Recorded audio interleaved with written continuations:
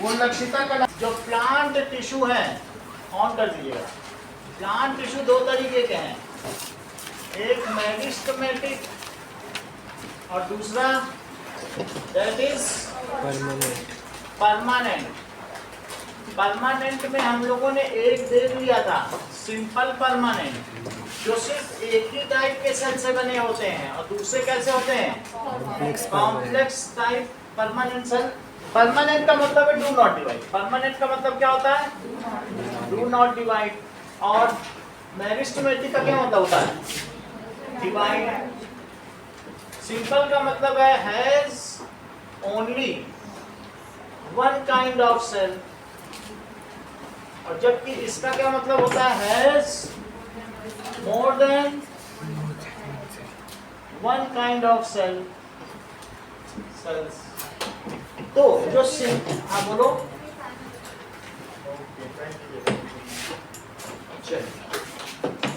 Okay, जो simple है इसका बोलो, उसके दो टाइप,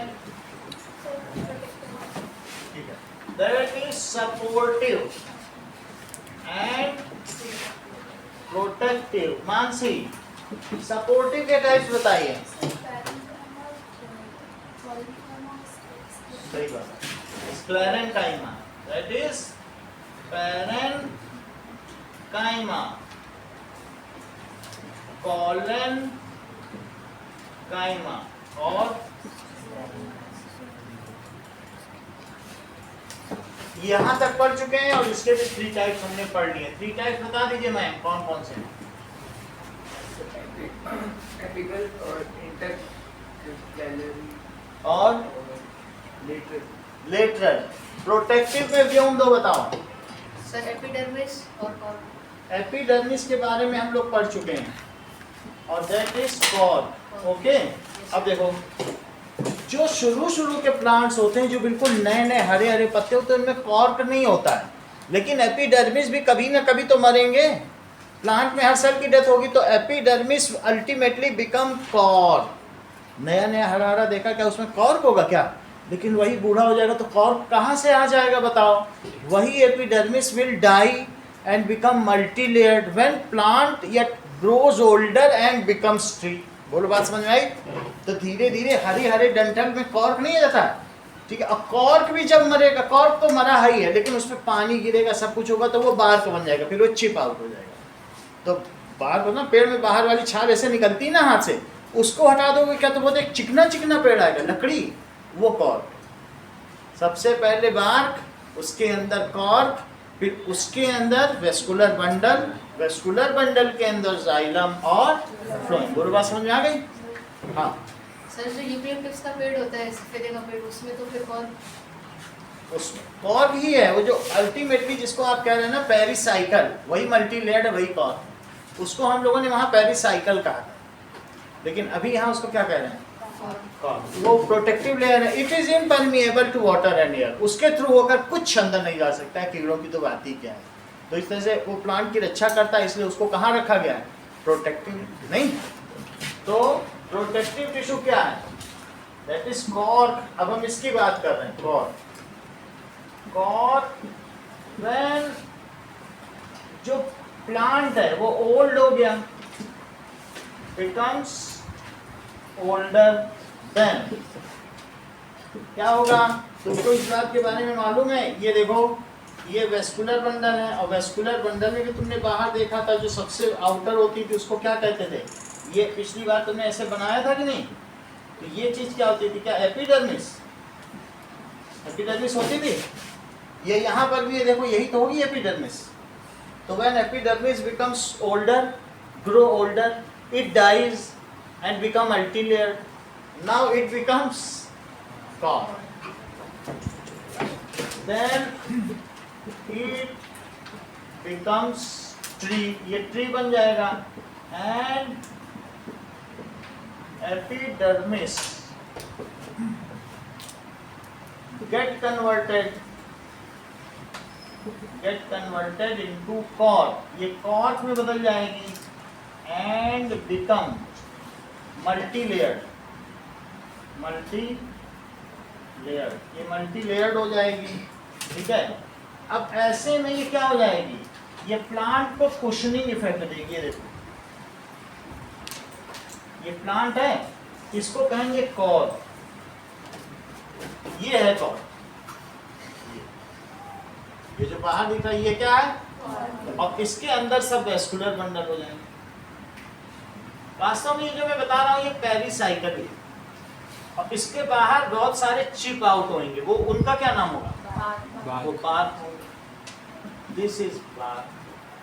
वो तो बस रहना है नहीं रहना, वो प्लांट को कुछ नहीं देते, वो बस गिरने के लिए, उससे ज्यादा एंड बिकम मल्टी लेयर। अब देखिए ये मल्टी लेयर है। Cork is dead cell. Cork होती कैसे, जरा बुक में इसके देखो, बहुत सारी एपिडर्मिस ऐसे बनी हुई है आपके में, और स्लेरेंकाइमा में कोई न्यूक्लियस तो होता नहीं है, जैसे ब्रिक का ये लेयर्ड स्ट्रक्चर होता है इस तरीके से, और एपिडर्मिस बुक में सबके बनी है ना, नई बुक में।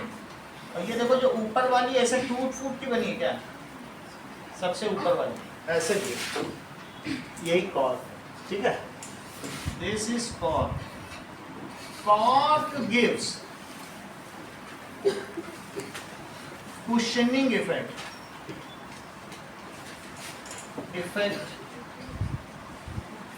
to cushioning to plant, ये cushioning देती है to plant and prevent it from mechanical jerk।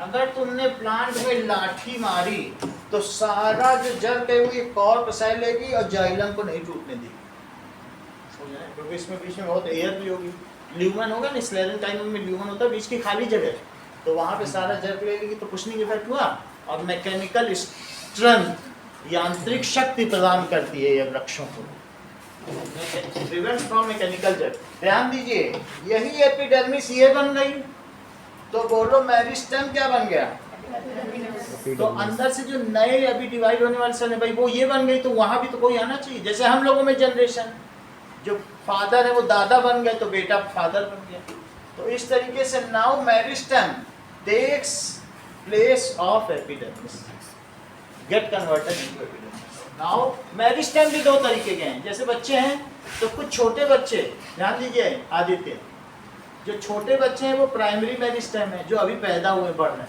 और तुम लोग सेकेंडरी मेरिस्टेम, क्योंकि 1-2 साल बाद तुम्हें कोई रोल बनना है, कोई इंजीनियर बनेगा तो कोई डॉक्टर बनेगा, कोई दर्जी भी बन सकता है, तो अलग अलग रोल प्ले करेंगे कि नहीं। वी ऑल आर मेरिस्टेम, हम सभी में सेल डिवाइड हो रही है, लेकिन हम सेकेंडरी मेरिस्टेम, क्योंकि अब हमें किसी न किसी का रोल, तो हमें क्या लिख देना चाहिए, secondary meristem get converted into epidermis, and epidermis has got converted into देखो now secondary meristem get converted into epidermis। अगला देखिए, ये तो बात हो गई। अब हम बात करते हैं कॉम्प्लेक्स टिश्यू की। यहाँ पर आ गए कॉम्प्लेक्स टिश्यू, दो तरीके के होंगे, एक कौन सा होगा और एक फ्लोएम, तो इनकी बात कर ली जाए।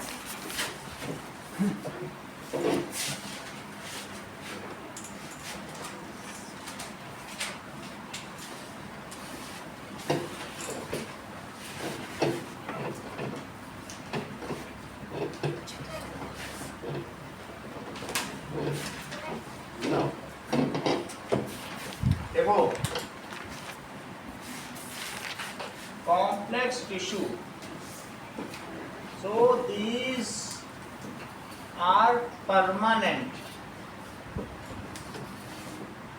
tissue having more than one kind of cell, more than one kind of cell. Example, xylem and phloem present in vascular bundle. Xylem, xylem vascular bundle में होता है। अभी हमने आपको वेस्कुलर बंडल दिखाया, ये सब वेस्कुलर बंडल है, नीचे तक जा रहा है। तो जाइलम में क्या क्या 4 चीजें हैं। जाइलम में इस तरीके का जाइलम वेसल है जो पानी पहुंचाएगा रूट से लेके पत्तियों तक। इसके बाद इसमें इस तरीके के ट्रैकीड्स हैं जिनमें छोटे छोटे छेद होंगे, छेद को पिट्स कहा जाएगा। और इसमें भी छोटे छोटे पिट्स होंगे, पिट्स का मतलब छेद। इसके अलावा जाइलम में इसके चारों तरफ फाइबर होगा जो इसकी सुरक्षा करेगा, इसको मैकेनिकल स्ट्रेंथ देगा। ये इतना इलास्टिक है, इतना लोड कैरी कर सकता है, टूटने नहीं देगा। और इसके चारों तरफ एक पैरेन्काइमा होगा जो इसकी रक्षा करेगा। देखिए ऐसा पैरेन्काइमा होगा। 4 कंपोनेंट इसके बताए गए। ये देखो, ये इसका साइटोप्लाज्म है। तो पैरेन्काइमा वैसे भी तुमको पता है ओवल शेप लंबे होते हैं, बताया गया कि नहीं शुरू में जब पैरेन्काइमा क्वारेन्काइमा स्टेरेन्काइमा नहीं पढ़ा रहे। ऐसे ही तो बताया था इनका लॉन्जिट्यूडनल सेक्शन, याद हो तो बताया था कि नहीं ऐसे। तो यही चीज़ वही होगा ही पैरेन्काइमा। इसी से तो फ्रूट बनते हैं, इसी से लौकी ये सब कद्दू के अंदर जो भरा है वही तो पैरेन्काइमा ही है। तो ये पैरेन्काइमा लाइव है, ये डेड है, ये डेड है और ये 3 डेड है और ये लाइव। ये चारों मिल के वाटर पहुंचाते हैं। इनका काम देखो क्या क्या है, इन सब के नाम भी देखो। तो इन सब के नाम जरा बताओ तो स्नेहा, इसका क्या नाम है? चुप हो जाती हो, बोलो आप फिर। ये सही बताते हो। देखो जाइलम पैरेन्काइमा, कहीं न रिवीजन करना ही तो तुम्हारी कमजोरी का राज नहीं है। मुझे सीक्रेट पता नहीं चल रहा है, ये हो सकता है ना, क्योंकि माइंड से तो कमजोर नहीं लग रही हूँ। कल एब्सेंट थी।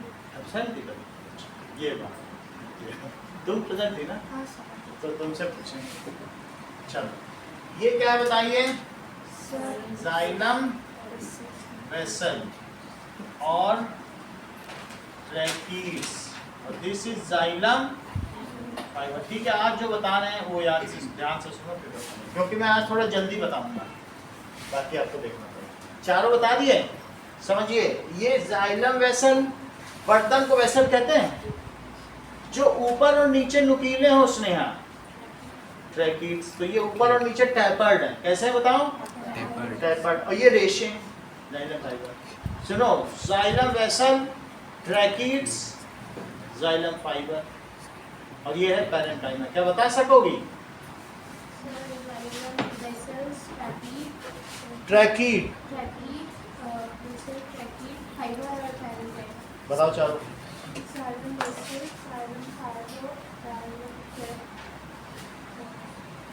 कोई बात नहीं, पैरेन्काइमा, ठीक है कि नहीं? इनमें कौन कौन से डेड है, कौन से लाइव है?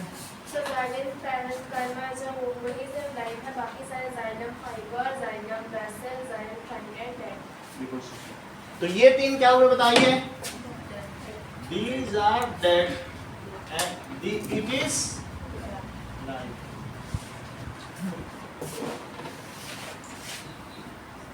इनको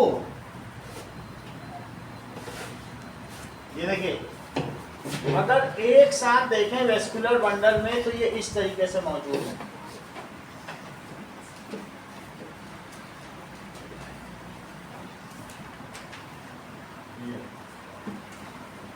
वेस्कुलर बंडल में मैंने कट कर लिया क्यूबिकल लकड़ी का, उसमें हमने जाइलम देखा। इसके पास में कौन होगा? क्या पैरेन्काइमा? भाई ये डेड है, इसने अपनी पूरी जिंदगी पानी पहुंचाने में लगा दी। उसने कहा हम मर जाते हैं लेकिन प्लांट पे हम क्या पहुंचाएंगे? पानी। तो इसलिए इन सब की सुरक्षा कौन करेगा? ये लाइव वाला ही तो करेगा। इनमें कोई टूट फूट होगी तो कौन जिम्मेदारी लेगा? पैरेन्काइमा इनकी केयर करता है। और कोई चीज़ डेड है, उस अगर वो बोलो अपना साइटोप्लाज्म संभालेगा कि पानी पहुंचाएगा?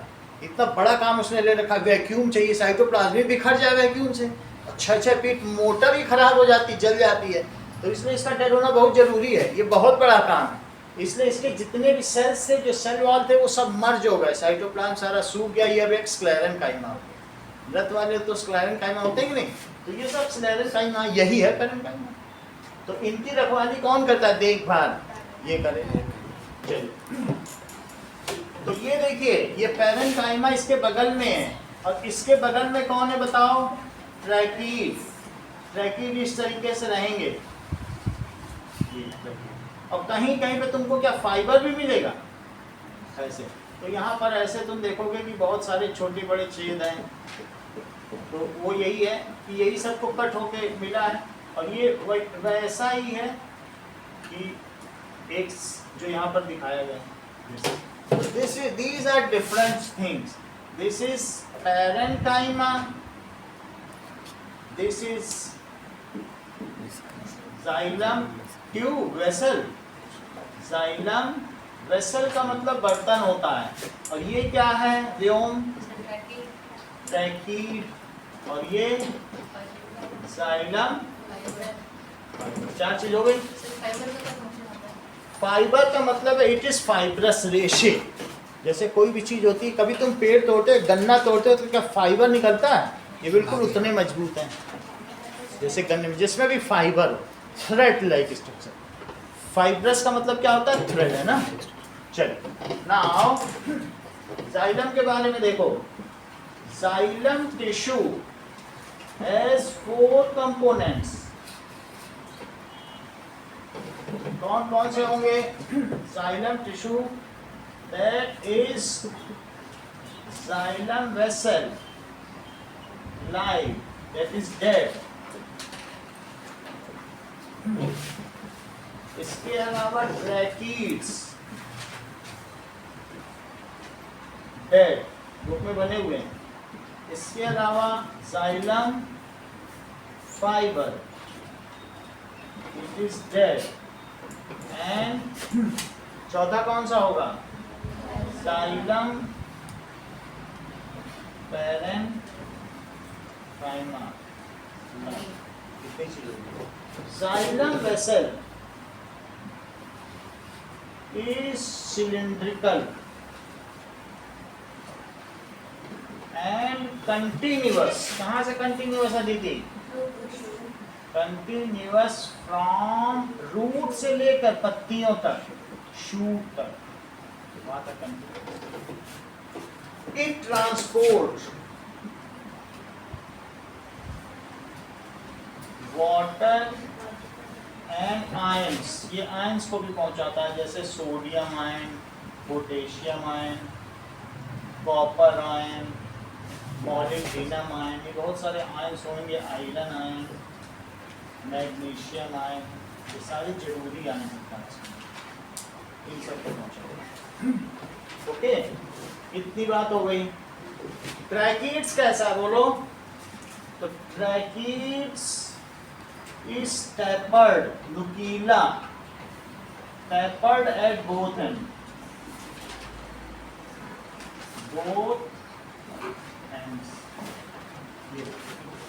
और इसका काम क्या है, it is responsible for horizontal movement of water. Water इसमें जा रहा है, लेकिन यही पानी यहाँ पे एक फ्लोएम भी है, वेस्कुलर बंडल में फ्लोएम है ना, यहाँ बगल में वेस्कुलर बंडल तो देखा है ना, तो उसमें यहाँ पे जाइलम अगर होगा तो बोलो कैम्बियम के बाद यहाँ क्या आएगा, फ्लोएम। तो यहाँ से यहाँ कौन पानी पहुँचाएगा फ्लोएम के पास, यही कौन पहुँचाएगा, ट्रैकीड। ट्रैकीड के थ्रू जाएगा, ट्रैकीड पानी भर लेगा और किसको दे देगा बताओ, फ्लोएम। फ्लोएम खाना पहुँचाता है और जाइलम क्या पहुँचाता है, पानी। तो इससे इसको पानी कैसे मिलेगा, खाना भी ऐसे चाशनी ऐसे पहुँच तो नहीं जाएगी, फ्लोएम में चीनी भरी रहेगी, जब इससे इसमें पानी पहुंचेगा तो वो फूल जाएगा, स्वॉलो हो जाएगा, और फिर वो ऊपर नीचे चला जाएगा। समझ आ गई बात कि नहीं। तो इस तरीके से ट्रैकीड का काम है इससे पानी लेके फ्लोएम को देना, अभी बताएंगे।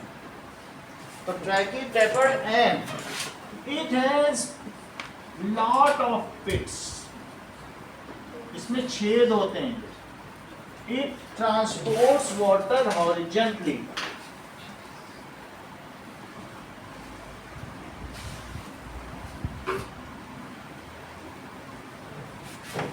इसके अलावा फ्लोएम फाइबर क्या करेगा? ये xylem fibre, xylem fibre gives mechanical strength to xylem tissue. Mechanical strength to xylem tissue. इतना होगा। अब हम देखें फिर पैरेन्काइमा क्या करेगा। Parenchyma is responsible for maintenance of three kinds of cells. It is live. Parenchyma is oval shape, अंडाकार, Oval का बहुत ज्यादा ही Oval, and live. It does maintenance of xylem vessel, trachea and xylem fiber, इन सब का ही maintenance करता है। अब जरा देखें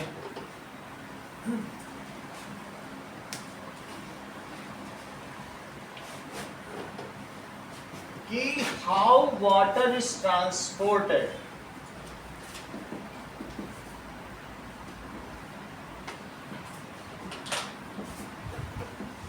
इन प्लांट्स क्वेश्चन पूछा गया है कि प्लांट्स में वाटर कैसे ट्रांसपोर्ट होगा।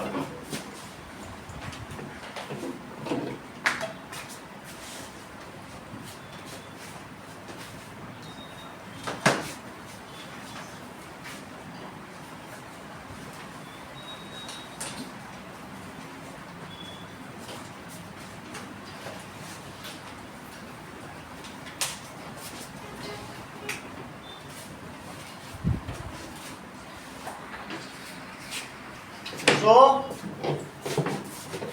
तुम ही लोग ने तो पढ़ा है, वो बेचारे वो भी बैठी बैठी है, वो उनका तो पूरा क्लास वेस्ट हो रहा है, और जिसको पढ़ना है वही नहीं पढ़ रहा है। वो तो अदिति बैठी है चुपचाप वेट कर रही है सुबह बोलते सर कोई जरूरत नहीं, आगे बढ़ जाइए, हम लोग तो ऐसे ही हैं ना। अब इसका देखो, how water is transported in plants when, जब किसी भी लीफ के बॉटम में से क्या वाटर निकलेगा क्या? इसके नीचे स्टोमेटा होता है ना, तो स्टोमेटा में से क्या निकलेगा बताओ? वाटर निकलेगा। When water is transpirated, evaporation of water through stomata is known as transpiration. देखो इस चीज को, evaporation of water through stomata is called transpiration. ठीक है, it is called transpiration. Transpiration होने से जस्मिता क्या होगा? इसके ठीक पीछे, इसके पीछे में एक ट्यूब है जिसको जाइलम कहेंगे। ये स्टोमेटा से पानी निकला, तो इसकी वजह से पीछे में, जैसे तुम स्ट्रॉ से पानी खींचो, हवा खींचो सबसे पहले, तो क्या पीछे वैक्यूम होगा, और उस वैक्यूम को भरने के लिए क्या चीज ऊपर चढ़ेगी? पेप्सी या पानी ऊपर चढ़ेगा स्ट्रॉ से। तो उसी तरीके से ट्रांसपीरेशन क्रिएट्स ए सक्शन, इसकी वजह से एक सक्शन होगा, suction pull, which and ultimately water rises from root to leaves. Ascent of sap. क्या चीज? Ascent of sap. Ascent of Sap. कैसे बोलते हैं? Ascent of sap. पढ़ा था? Ascent of, Sap. Sap. हाँ वो सैप है। अगर उसमें आयंस मिले तो उसे सैप कह दें, प्लांट सैप। और एसेंट का मतलब चढ़ना। So that is which is called transpiration. It creates a suction pull behind it. अपने पीछे वो एक suction pull करेगा behind and water and ions भी चढ़ेंगे, जैसा वो सैप बोल रहा है, plant SAP, ion rises from root to shoot through xylem vessel. ये सब xylem vessel से होगा, ठीक है, xylem vessel से होगा. अब जरा देखिए, this water is utilized for photosynthesis. This water is used for photosynthesis. For example, plant CO2 atmosphere से ले लेगा. यहाँ से क्या लेगा बताओ? एटमॉस्फेयर से, इसी स्टोमेटा से आएगा, और यहाँ से ऊपर क्या चढ़ेगा? वाटर. स्टोमेटा की बात की जाए, पानी यहाँ से गया, CO2 हवा से लिया, तो बताओ वाटर और CO2 के मिलने से क्या बन गया? 6 CO2 और 6 वाटर, C6H12 और 6, ये तो ग्लूकोज हो गया. अगर सब कुछ काउंट किया जाए तो 6 कार्बन है, यहाँ भी 6 कार्बन है. इसमें हाइड्रोजन जोड़ो कितने हैं अलग, एक वाटर मॉलिक्यूल H2O होता है और यहाँ 6 है, तो बोलो कितने हो जाएंगे? बताओ कितना होगा, कितना हाइड्रोजन? 1 में 2 तो 12 हो गए, यहाँ भी 12 है, बैलेंस है. CO2 कितनी है बताओ? 6 है, तो एक बताओ, इसका एक मॉलिक्यूल में कितने कार्बन? एक है, एक में एक है, तो 6 में कितने हुए? 6. तो 6 यहाँ हुए और वही 6 यहाँ हुए कि नहीं? 6 मॉलिक्यूल्स में कितने हाइड्रोजन? 12. तो 12 यहाँ भी. यहाँ पर पहले कितनी हाइड्रोजन? ऑक्सीजन 6. यहाँ नहीं काउंट कर पा रहे तो यहाँ पर कितनी ऑक्सीजन? एक ही बात है, 12. और 6 H2O है, यहाँ बताओ कितनी है? तो 6 और 12 कितनी हुई? 12 ऑक्सीजन इधर और 6 ऑक्सीजन इधर, 18 हुई. यहाँ कितनी ऑक्सीजन है? 6 है. अच्छा बताओ 6 O2 में कितनी होंगी?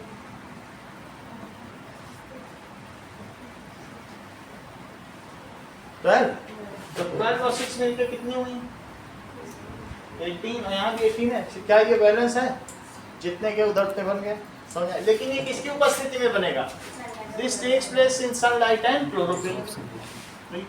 Sunlight and chlorophyll. क्लोरोफिल ये चीज that is making of glucose in presence of sunlight and chlorophyll through simple inorganic substance is known as photosynthesis. इसको कहेंगे प्रकाश संश्लेषण. फोटो, इसी से प्लांट खाना बनाता है. फोटोसिंथेसिस. समझिए क्या चीज कही गई है कि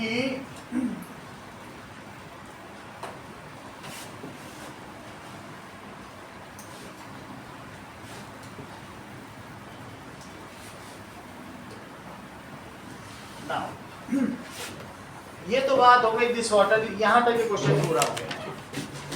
फोटोसिंथेसिस क्या होती है? Photosynthesis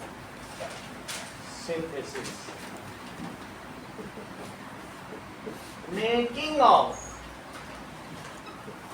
glucose. जब मैं ग्लूकोज बोल रहा हूं पलक, इसमें कार्बन है, कार्बन तो है ही है, वास्तव में वाटर है ना, H2O के ही 6 पार्ट्स हैं. वाटर का होना हाइड्रेशन कहलाता है, और वाटर का निकल जाना कभी तुम बहुत तो डिहाइड्रेशन. तो कार्बोहाइड्रेट, इसी का नाम क्या पड़ गया बोलो? Carbohydrate. Making of glucose that is carbohydrate from CO2 and water in presence of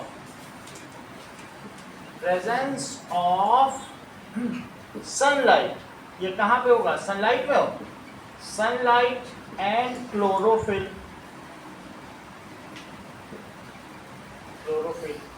chlorophyll और सूर्य के प्रकाश की उपस्थिति में कार्बन डाइऑक्साइड और वाटर के द्वारा ग्लूकोज का बनाया जाना ही प्रकाश संश्लेषण कहलाता है।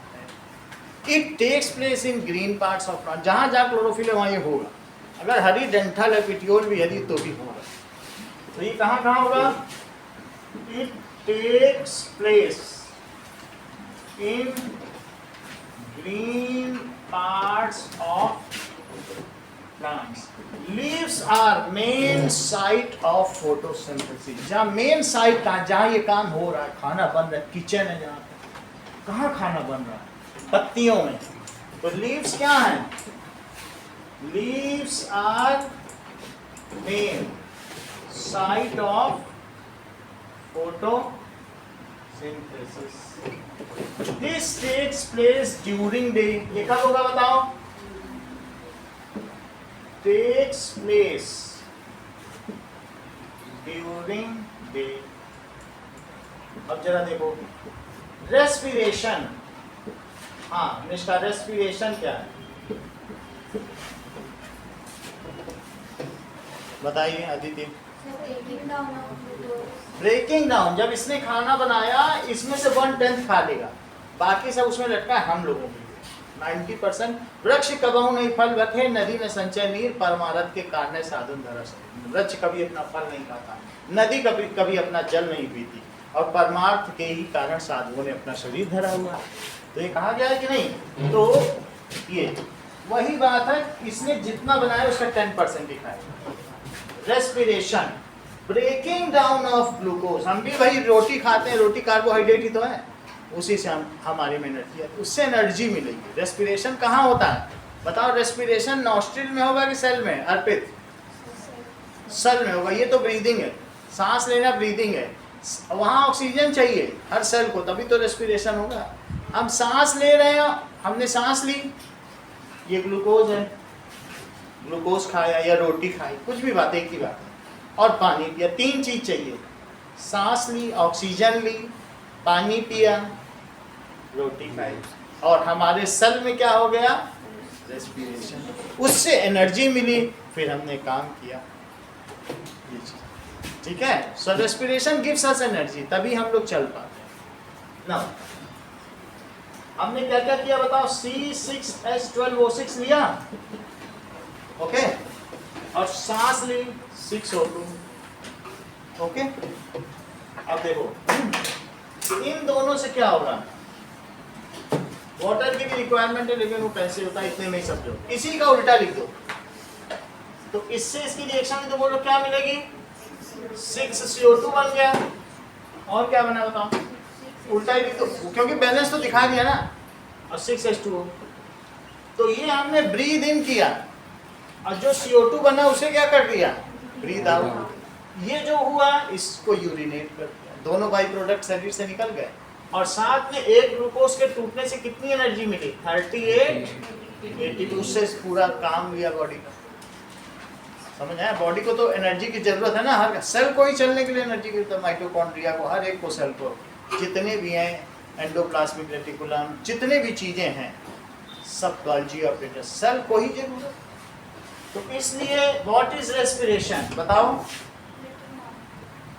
Breaking down of glucose.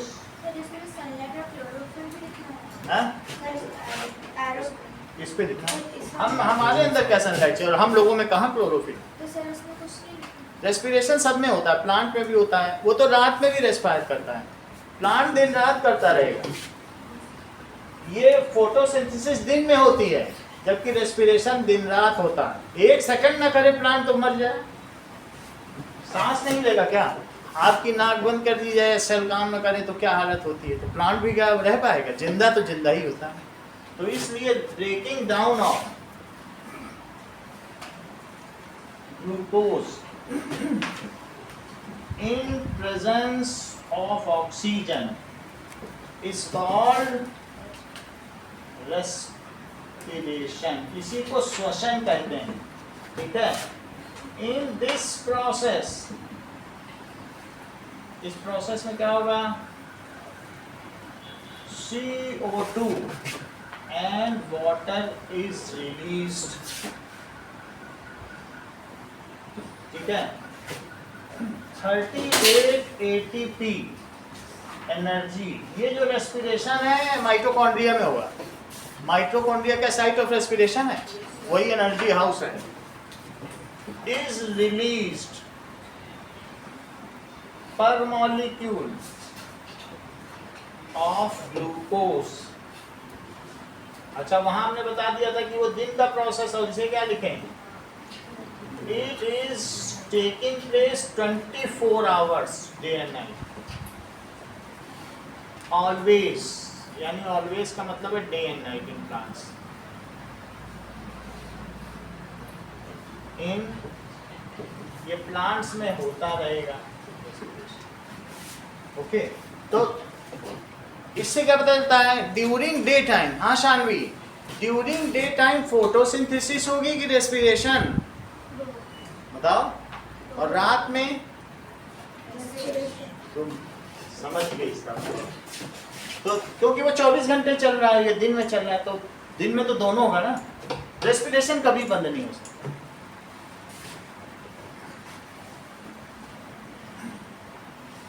So during day time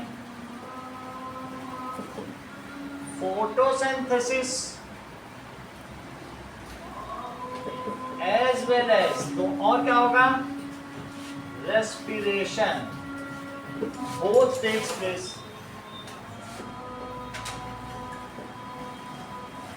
but photosynthesis is 10 times faster. खाना बहुत तेजी तेजी बनता है, और पेड़ सांस कैसे लेते हैं? धीरे धीरे। उनको कहीं चलना फिरना थोड़ी है, हम लोग ने दौड़ना भागना थोड़ी, खा पी के आ रहे हैं। और वो प्लांट्स को तो बस धीरे धीरे सांस लेनी है, पता भी नहीं चलेगा वो सांस ले रहे हैं, क्योंकि उनको एनर्जी, उनकी एनर्जी कहीं खत्म भी नहीं हो रही है। इस एनर्जी का करेंगे क्या बताओ? स्लो। तो मैंने अभी कौन सी लाइन बताई, बताओ Mansi? Photosynthesis is how much faster than respiration? लेट बताओ, बट पहले बता दिया करो। is 10 times faster than respiration। अब देखो इतनी बात समझ आ गई। अब during day time gaseous exchange Mansi बताएंगी, देखो अभी इन्होंने बताया ना, और कोई नहीं बताएगा, देखें कितना दिमाग लगा बात में।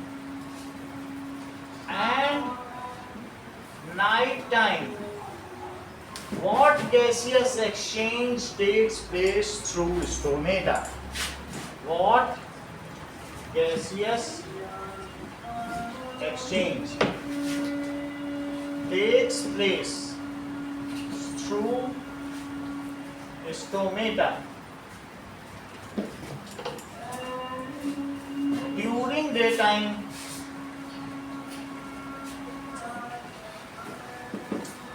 Both photosynthesis and respiration occurs। दिन में तो दोनों होगा, रेस्पिरेशन तो खैर पूरा दिन ही होता रहता है, बट फोटोसिंथेसिस इज फास्टर। मेरा कहने का मतलब है कि दिन में दोनों हो रहा है। दिन में ये भी हो रहा है कि CO2 लिया, पानी लिया, ग्लूकोज बनाया, O2 बाहर निकाल दिया, ये हो रहा है। और एक और चीज हो रही है, उसी ग्लूकोज में से थोड़ा सा 100 ग्राम बनाया तो 10 ग्राम तोड़ दिया, थोड़ा सा तोड़ दिया ऑक्सीजन लेकर, और उससे क्या बना दिया? CO2 बना दिया, और ये दोनों हो रहा है, ये फास्ट हो रहा है और ये क्या हो रहा है? तो अब इस लीफ में जो स्टोमेटा है, इस स्टोमेटा में से क्या चीज बाहर निकलेगी और क्या अंदर आएगी, ये बताओ ड्यूरिंग डे टाइम। मान से तुम बताओ। ऑक्सीजन और बताओ, ये दोनों ही दिन में हो रही हैं। इसको जस्टिफाई करोगे, बात तो ये सही कह रही है, जस्टिफाई करें। ऑक्सीजन इससे क्या होगी, बाहर आएगी। ये कह रही है कि डे में क्या होगा, ये रिलीज करेगा O2 और लेगा क्या, समझो इस बात को। क्यों ऐसा कहा मानसी ने, इसको समझो, बहुत बड़ी बात कही। इन्होंने कहा है कि दिन में ये बहुत फास्ट हो रही है, तो जितनी ऑक्सीजन निकलेगी, मान लो 1 लीटर निकलेगी, तो ये बोलेगा कि अरे हम सांस भी तो धीरे धीरे ले रहे हैं, 1 लीटर कहाँ फेंक रहे हो, 900 ml फेंक दो, 10% 100 ml हमको दे दो, सांस ही ले लेंगे। जितनी फेंक रहा है उसी में से थोड़ी ऑक्सीजन ही चाहिए इसको सांस लेने की। और ये जो जितनी CO2 फेंक रहा है उतने में इसका फोटोसिंथेसिस नहीं होगा। ये 100 ml अगर CO2 निकालेगा तो क्या 100 ml की वो करेगा, उसको तो बड़ी तेजी से फोटोसिंथेसिस करनी है। तो क्या होगा, जो फास्ट प्रोसेस है गैसियस एक्सचेंज उसी से गवर्न होगा, स्लो से नहीं गवर्न होगा, क्योंकि इसका जो बाई प्रोडक्ट है उसका very less amount is utilized. Stomata से छोड़ने से पहले पूछेगा, हाँ किसी को अंदर O2 चाहिए, तो अंदर वाले सेल जो धीरे धीरे सांस में करें, थोड़ी छोड़ दो बाकी फेंक दो, थोड़े में हम लोग सांस लेते रहेंगे। O2 फेंकने से पहले वो क्या पूछ रहा है अंदर सबसे, किसी को चाहिए क्या अंदर, ठीक है थोड़ी छोड़ दो बाकी फेंक दो, तो बाकी फेंक देगा ये। और इसने CO2 निकाली, अच्छा हम CO2 निकाल रहे हैं, किसी को चाहिए, अरे तुम इतनी थोड़ी सी निकालो, इतने में हमारा क्या होगा, हम तो बहुत तेज हैं, हम बाहर से लेंगे। इतनी CO2 से उसका कुछ होगा, जो प्रोसेस बहुत फास्टर है, बोलो ये 100 ml निकाल रहा है, क्या हो पाएगा, कुछ हो पाएगा क्या, तो उसको बाहर से चाहिए। तो इन्होंने बहुत इंटेलिजेंटली रिस्पॉन्ड किया। क्या बताया, during day time there is, बोलो इनके सेंटेंस को जरा फिर से रिपीट करो। During daytime, both photosynthesis and respiration took place. Photosynthesis is slow process, but respiration. ये तुम बहुत अच्छा बता रहे थे। During daytime, both photosynthesis and respiration occur. Photosynthesis is a fast process. सही बात है, वो फास्टर होती है, तो it is faster, so the gaseous exchange is governed by photosynthesis only. जो फास्ट है उसी से तो काम होगा, सही है। तो बोलो मैं दिन में क्या होगा, during day time what is which gas is taken in and which gas is taken, और बताइए ma'am. CO2 is taken in and O2 is taken. तो दोनों प्रोसेस हो रहे हैं, तो the gaseous exchange is governed bye fast process. बोलो अभिषेक समझ में आई बात कि नहीं, तो लिखोगे, तो gaseous exchange is governed bye fast process.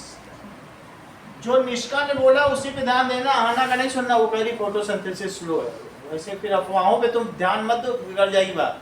अब जरा देखो, सो O2 is taken in and CO2 and water, बाहर क्या निकलेगा भाई, जो बाहर निकलेगा वो वाटर भी तो होगा, वो भी तो एक गैस ही है, इज रिलीज्ड आउट। अब नाइट में देखो, ये क्यों कहा जाता है रात को पेड़ों के नीचे भूत आता है, यहाँ पे ऑक्सीजन की मात्रा कम होती है, क्योंकि घबराहट होने लगती है भाई, उसके नीचे CO2 निकलेगा, तो ड्यूरिंग नाइट CO2 में कार्बन डाइऑक्साइड लोगे तो ऐसे ही घबराहट होने लगेगी।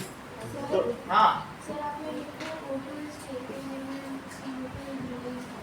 हाँ तो sir, O2 is low. released out and ये अच्छा करा दिया, उल्टी बात दी, CO2 is taken in and O2 is released out, नहीं O2 देगा नहीं तो फिर पेड़ का फायदा क्या नहीं। तो ये मेन प्रोसेस है, इसमें O2 निकल रही तो O2 निकलेगी, सही। और ड्यूरिंग नाइट क्या होगा, बोलो मेन क्या क्या चलेगा, only respiration takes place, respiration takes place. So in this process क्या होगा बताइए, in this O2 is taken in by plants। देखो यहाँ लिख लो अगर तुम्हें याद समझ ना आ रहा हो तो, फोटोसिंथेसिस प्रकाश संश्लेषण, रेस्पिरेशन श्वसन, तो ये समझो इसके बारे में बात कर रहा हूँ। इन this O2 is taken in by stomata and आमांसी CO2 is taken out या CO2 and water? वाटर नहीं, रात को स्टोमेटा बंद हो जाते हैं, इतना थोड़ा सा खुले रहते हैं, बस CO2 ही निकले, सही है, क्योंकि वाटर चढ़ ही नहीं रहा है। वाटर के लिए ट्रांसपिरेशन चाहिए, ट्रांसपिरेशन के लिए सनलाइट चाहिए, पुल कहाँ से क्रिएट होगा? जाइलम काम ही नहीं कर पाएंगे, पानी चढ़ेगा नहीं तो बाहर कहाँ से निकलेगा? रात को पानी को दोगे ना पेड़ों को तो पेड़ की जड़ें सड़ेंगी, क्योंकि वो निकल नहीं सकती, वो वहीं पड़ी रहेंगी, रात को नहीं देना चाहिए। CO2 is released out। इतनी बात समझ आ गई? जो ये सक्शन ऑफ वाटर है या फिर इन्होंने कहा एसेंट ऑफ है, it is unidirectional and it is a physical process, it requires no ATP of energy, इसको कोई एनर्जी की आवश्यकता नहीं। ये प्योरली जैसे हम पाइप से पानी पीते हैं ऐसे ही चल रहा है, ये फिजिकल प्रोसेस। तो लिखिए कि movement of water through movement of water through xylem is physical process, physical process, ठीक है? और it needs no ATP। बताऊंगा अभी कि फूड के ट्रांसपोर्टेशन में 2 ATP एनर्जी लगती है और इसमें कुछ नहीं लगती, okay? It needs no ATP for transportation of water। Transportation में इसे कोई एनर्जी नहीं चाहिए और ये यूनिडायरेक्शनल है। इसका डायरेक्शन कहाँ से कहाँ है? It is unidirectional।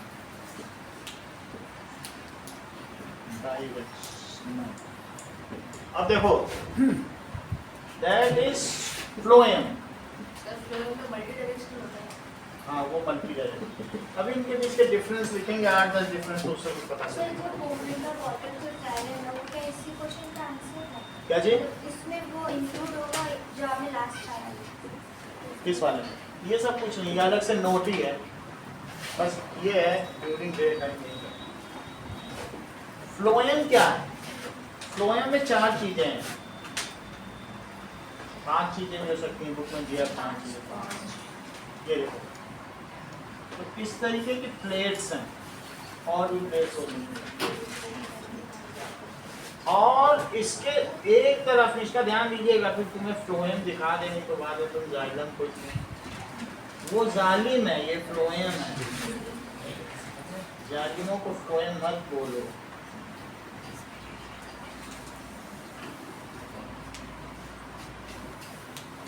ना देखो,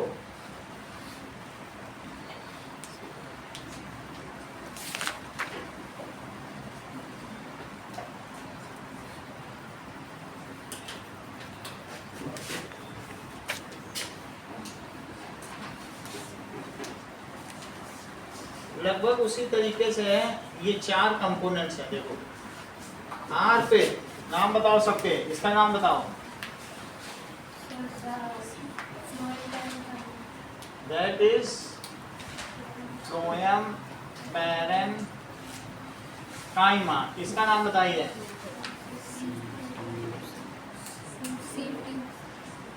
सीव। सीव का मतलब चलनी, वो जो छन्ना आटा चालने वाली चलनी होती है, चाय की छन्नी, उसको स्टेनर कहते हैं, बस उसमें जो छन्नी है उसे सीव कहते हैं। सीव ट्यूब, ये क्या कहलाएगा? सीव प्लेट। निष्का ये क्या कहलाएगा? बताओ।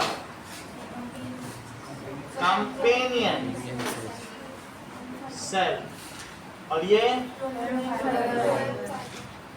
पांचों बताओ जरा, लेकिन यहाँ लिखा है फ्लोएम फाइबर, ठीक है कि नहीं? अब बताओ।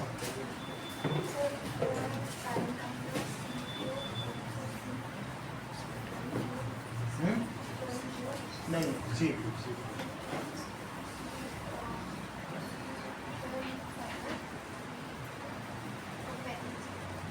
एक छोड़िए, बताओ अभी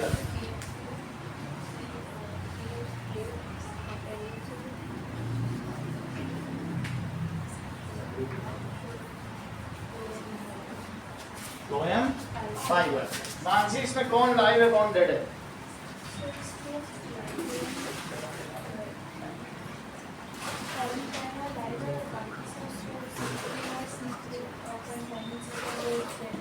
बता रही है सृष्टि, बताओ कौन लाइव है कौन डेड है?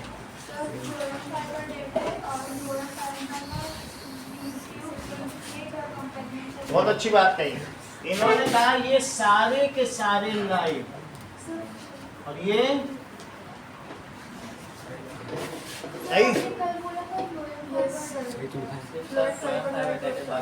डेड है ना, लिखा तो है, बाकी रहे ऐसे ही बुक में देख लो।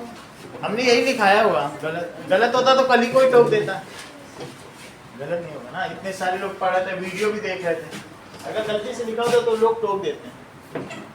देखो यही है क्या, यही है। तो अब देखो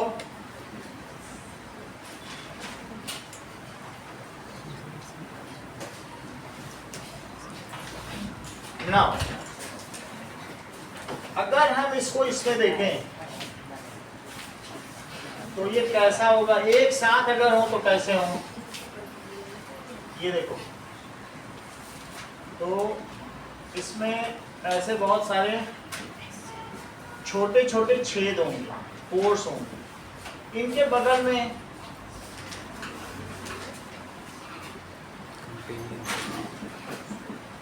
पैरेन्काइमा होगी, कंपेनियन सेल होंगी, ये सब मेंटेनेंस का काम करती है, इनके ज़्यादा काम नहीं। और यहीं पे क्या होगा, फाइबर होगा। और ये ऐसे एक दो नहीं होंगे, जहाँ पे फ्लोएम टिश्यू होंगे वहाँ तो बहुत होंगे ना।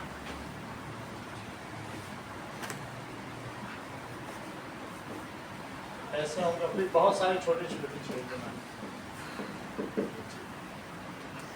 This is like this.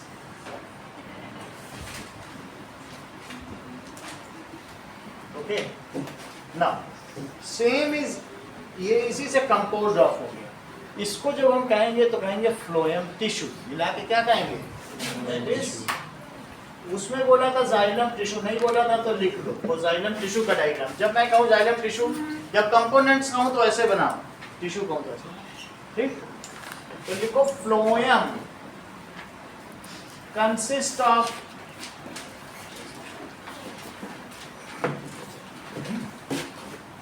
सीव tube जो कि लाइव है, sieve plate live, parenchyma phloem parenchyma,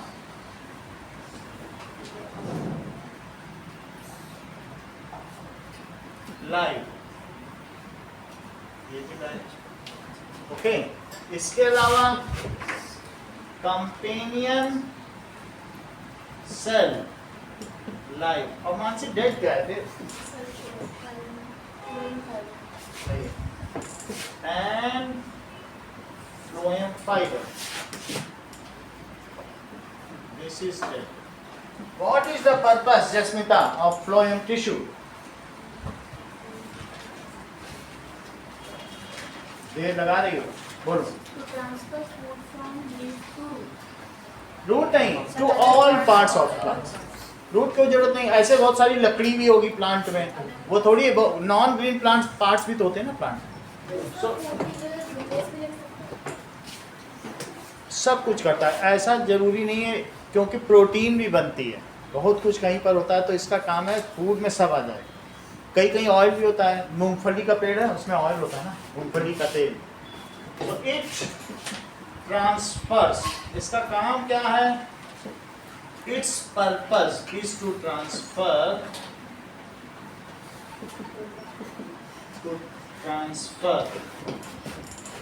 food. आपकी बात हम मान लेते हैं, बट आप लिख लो ग्लूकोज है, और भी चीज भी हो सकती है, प्रोटीन भी हो सकती है, सब यही ट्रांसफर करेगा, प्रोटीन फैट, ठीक है। From leaves to all parts. तुमको मालूम है सनफ्लावर के फूल से तेल निकलता है, सनफ्लावर ऑयल, उसके बीच का जो ब्लैक पोर्शन है सीड। तो ऑल पार्ट्स ऑफ प्लांट्स। अब जरा ध्यान दो, मान लीजिए हमारे पास ये है, क्या इसी के अंदर में इस पूरे को तुम एक वेस्कुलर बंडल मानो, तो बाहर में क्या फ्लोएम होगा क्या, और बोलो अंदर में क्या होगा, जाइलम होगा, और जाइलम के बगल में क्या होगा, ट्रैकीड, और ट्रैकीड, और फिर और भी चीजें होंगी, पैरेंकाइमा, ये सब तो होगा, ये देखो वो सब हमने बना दिया। तो ये सब आस पास ही रहते हैं, इनमें भी पिट है, इनके बीच में कैम्बियम्स है, कैम्बियम से में ज़्यादा मतलब नहीं है, लेकिन इन दोनों के बीच में होता है ना कैम्बियम भी। तो यहाँ से जो पानी है उस पानी को ये ट्रांसपोर्ट करेगा। तो जो वाटर ऊपर जा रहा था, ये देखो ये वाटर कहाँ जा रहा था, ऊपर, और इसमें कौन था, क्या इसमें चीनी थी, दैट इज C6H12O6, ऐसे एक नहीं बहुत सारे मॉलिक्यूल थे चीनी के। तो बताओ ऑस्मोसिस क्या कहती है कि किसी भी अगर छोटा सा रेजिन या किशमिश हो उसमें चीनी बहुत है, पानी में डाल दो तो क्या बाहर से पानी अंदर आएगा। Movement of water from higher concentration to lower concentration, तो इसके थ्रू वाटर ट्रैकीड्स ले लेगा, पहले ट्रैकीड्स अब्सॉर्ब करेगा, अब ट्रैकीड से होता हुआ ये यहाँ जाएगा, अब ये यहाँ जाएगा। तो इस तरीके से हॉरिजॉन्टल मूवमेंट के काम ये पहले भर लेता है और फिर ये स्ट्रेस को सप्लाई कर, ये इंटरमीडिएट का काम कर रहा है। अब जरा देखिए ऐसा होने से क्या होगा, ऐसा होने से इसमें एक ये स्वॉलन हो जाएगा, फूल जाएगा, पानी भर जाने से जैसे रेजिन या किशमिश नहीं फूल जाती है, ये फूल जाएगा। अब जब ये फूल जाएगा तो क्या ये आसपास के जो भी सेल्स हैं उन पर प्रेशर डालेगा, and this is an action force, and under reaction these walls will exert pressure on sieve tube. किसमें डालेंगी, अच्छा इनमें मान लीजिए भर गया है प्रेशर, तो फिर क्या होगा बताइए, ये जब फूलेगा तो इससे इस पे प्रेशर आएगा, तो this solution will ultimately shift to upward and downward, up side भी हो जाएगा डाउन, और यही आसपास कहीं लीफ है, लीफ से इसमें आया है, समझ में आगे बात करें। It is a chemical process, this transportation is a chemical process, it involves 2 ATP energy for shifting 1 glucose molecule. एक ग्लूकोज का शिफ्ट करने का कितनी कीमत लेता है, 2 ATP energy, and it is multi directional, ये सभी डायरेक्शन में है, ओके। इस चीज को लिखो नाउ, बाकी चीज लिख ली, इससे ज्यादा पूछा नहीं जाएगा आपको कि क्या क्या कर रहा है, सिर्फ आप ये लिख लें कि कंपेनियन सेल एंड पैरेंकाइमा, ये काम क्या करेंगे बताओ, फ्लोएम पैरेंकाइमा, ये इन्वॉल्व है इन मेंटेनेंस, जैसे उसमें वो रख रखाव कर रही थी ना पैरेंकाइमा, ये समझो इनकी माँ है, आ गई तुम घर गई, लो माँ ने लड्डू खा लो, अरे जूस पी लो, बाद में खेलने जाना, ऐसे करती है कि नहीं, वैसे ही है। So these are, ये भी पहुंच गई स्नेहा, तुम जाओ वो आ रही है, जाओ तुम आ जाओ, कहते हैं कि नहीं कहते ना। Companion cell and phloem parenchyma do maintenance of ये सीव ट्यूब का मेंटेनेंस करेंगे, एंड फ्लोएम फाइबर। अब देखो how food transport takes place in plant, ये थ्रू दिस, ये चीज देखिए,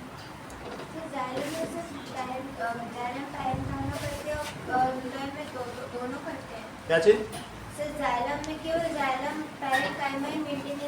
हाँ इसमें ये दोनों ही, और भी काम है आगे की क्लास में पता चलेगा, लेकिन अभी ज्यादा बताया नहीं है, बहुत कुछ है, फिर एक एक धीरे और बढ़ोगे। जब BSc को भी हमने बायो पढ़ाई, फिर कंपेनियन सेल पे 1.5 पेज लिखना, अभी अननेसेसरी ज्यादा क्यों करना, अभी नया सीख रहे हैं, बोझ बढ़ जाए, हल्का फुल्का सीखो, जितना सीखना है उतना ही बहुत है, जितना इतना लिख लोगे तो तुम्हारा झंडा ऊंचा हो जाएगा। अब जरा देखो, now next is how food transport takes place in through, ये तो फिर काला हो गया, हाउ बहुत ज्यादा मौसम बिगड़ रहा है, जैसे ही शाम का समय, 10th के बच्चे भी how food transport takes place through phloem.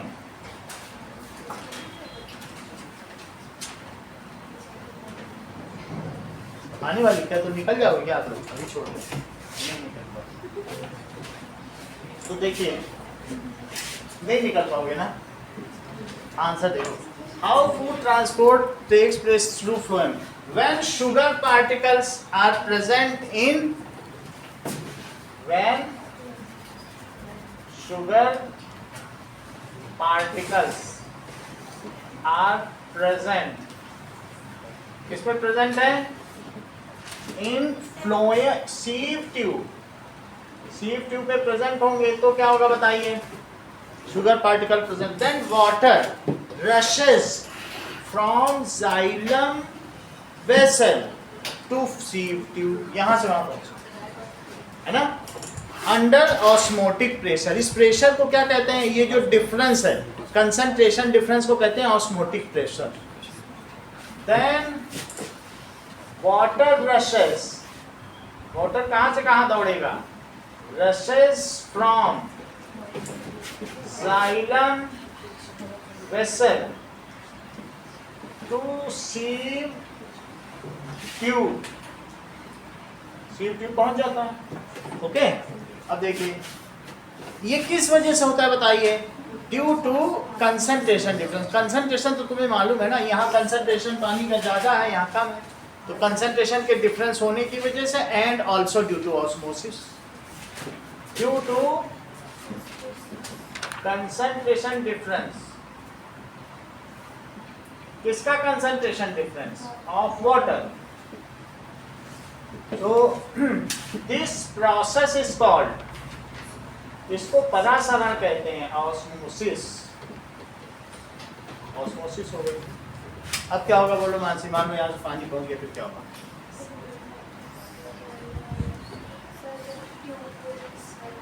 Tube will swell.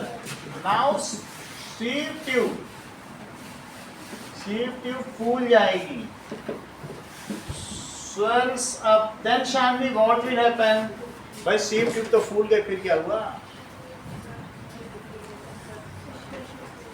It exerts pressure on. ये exert करेगी प्रेशर, ठीक है।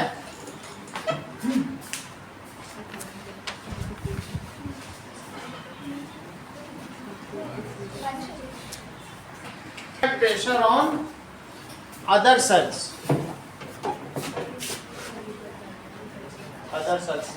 okay, exert करेगा pressure on cells. In turn, other cell also exert pressure on it. In turn, other cell also exerts pressure on. Now sugar solution shifts upward and downward. Now sugar solution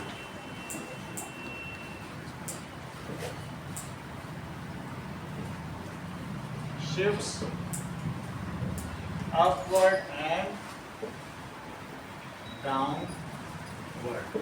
This is chemical process.